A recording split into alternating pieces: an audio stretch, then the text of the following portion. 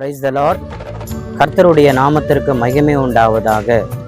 தினம் ஒரு வசனம் இந்த நிகழ்ச்சிக்கு உங்களை வரவேற்பதிலே நான் சந்தோஷம் அடைகிறேன்.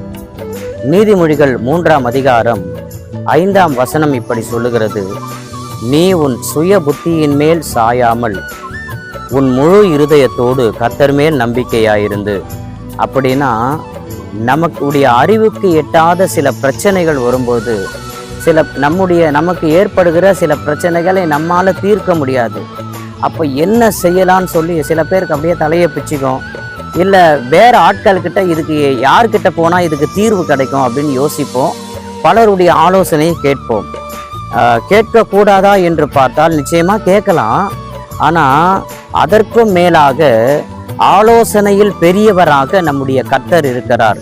அவர் ஆலோசனை கர்த்தராக இருக்கிறார்.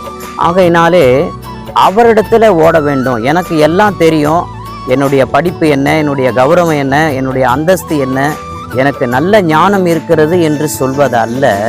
நாம் முழு இருதயத்தோடு என்ன செய்யணும்னா கர்த்தர் மேல் நம்பிக்கையாக இருக்கணும்.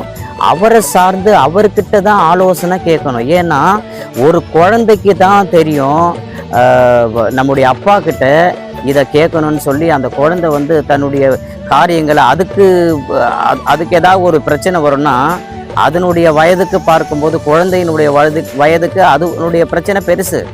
அப்படி பார்க்கும்பொழுது அந்த குழந்தை யார்கிட்ட கேட்கணும்? அப்பா கிட்ட கேட்கும். ஏன்னா ஒரு அப்பாவுக்கு தான் தெரியும் அந்த குழந்தைக்கு என்ன தேவைன்னு சொல்லி.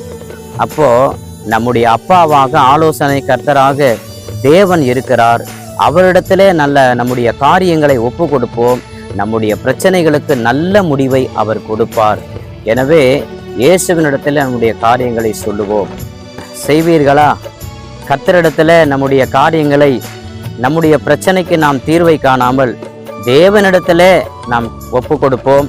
நம்முடைய பிரச்சனைகளை அவர் பார்த்து கொள்ளுவார். அல்லேலூயா, ஆமென்.